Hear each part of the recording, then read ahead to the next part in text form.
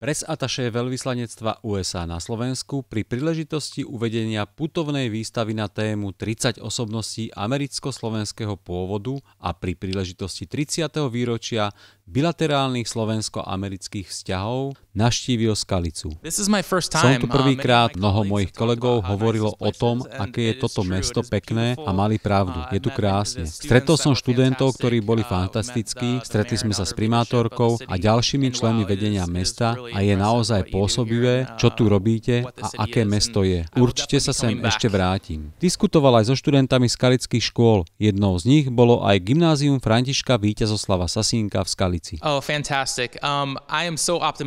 Som optimista. Pokiaľ ide o Slovensko, pretože som mal možnosť tu niečo precestovať, som tu už 2 mesiace. Som optimista, pretože vidím, akí sú študenti talentovaní a ako tvrdo pracujú na svojich znalostiach. Je to pre mňa veľmi pôsobivé. Keďže sa snažím naučiť po slovensky, rozumiem, aké ťažké môže byť naučiť sa cudzí jazyk. Som naozaj ohromený otázkami, ktoré sa pýtali, ich nádejami a túžbami. Taktiež som ohromený a optimistický z toho, kam veci na Slovensku smerujú. Je skvelé, že máme tieto príležitosti sa spojiť a porozprávať sa o našich kultúrach. Máme taktiež programy, ako je naša výstava na námestí, ktorá prezentuje 30 významných slovenských Američanov. Je to možnosť, ako budovať mosty a ukázať, ako sme prepojení v hodnotách, ktoré zdieľame. Je pre nás naozaj dôležité a obohacujúce mať tieto príležitosti. Ak by ste si mali vybrať, čo máte na Slovensku najradšej? Je tu toho naozaj veľa.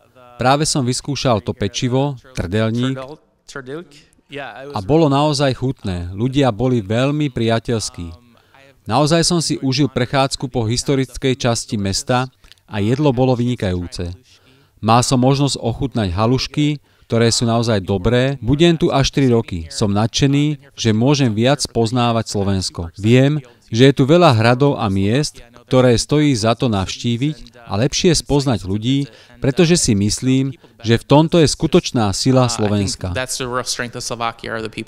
Na dnešnej prednáške som sa dozvedela, ako americký občan a diplomat vníma americkú kultúru a históriu. Najviac ma zaujalo, ako je diplomat vzdelaný v oblasti svojej kultúry a aj histórie a ako dokázal diplomaticky odpovedať na naše otázky. A privítala by si viacej prednášok, možno aj s členmi iných štátov?